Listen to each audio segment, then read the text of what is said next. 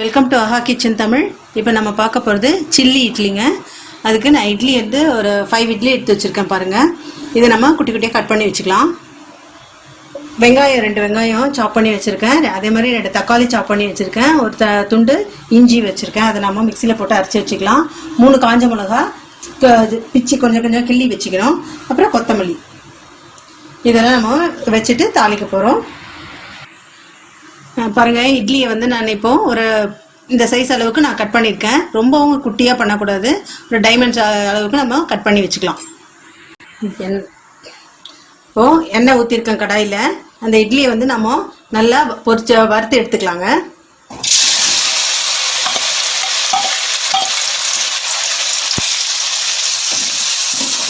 கொஞ்சம் செவக்காக இருக்கலாம்.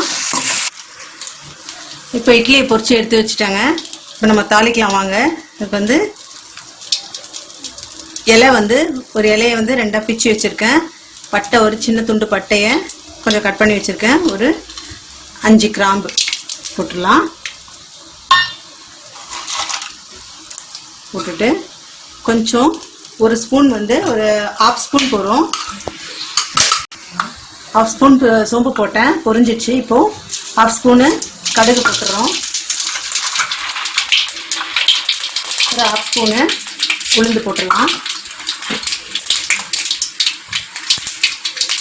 மஞ்சத்தூள் ஒரு 1/2 ஸ்பூன் போட்டுடலாம். கடுகு பொரிஞ்சதுக்கப்புறமா காஞ்ச மிளகா போடலாம்.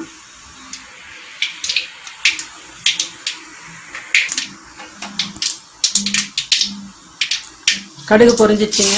காஞ்ச மிளகா போட்டுடலாம்.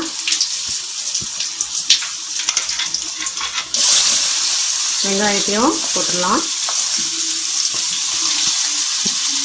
வெங்காயம் கொஞ்சம் செவந்ததுக்கப்புறமா தக்காளி போடலாம்.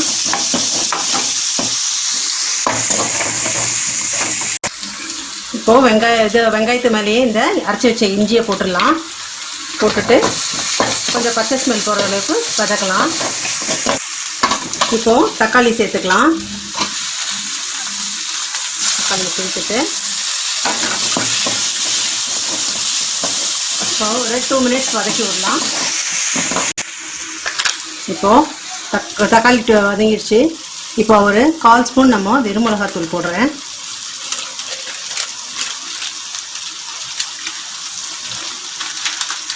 பிரியாணி மசாலா அது ஒரு 1/4 ஸ்பூன் போடலாம்.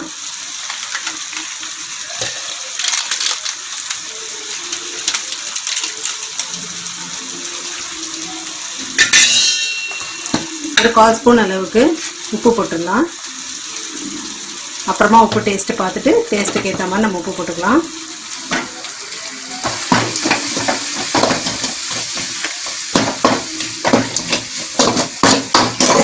வதக்கிட்டு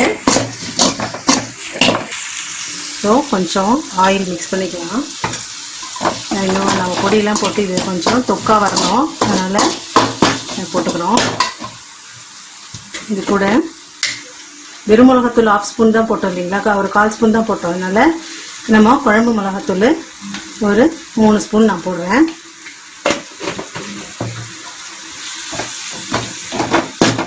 இந்த சில்லி இட்லினாவே கொஞ்சம் காரமாக இருந்தால் நல்லாயிருக்கும். நான் போட்டுட்டு இப்போது கெட்டி தயிர் புளி கரண்டி இருக்குதுங்களா, அதில் ஒரு 2 கரண்டி அளவுக்கு தயிர் ஊற்றிடலாம். இப்போ போகிறோங்க, தயிர் ஊற்றி கலக்கியாச்சு.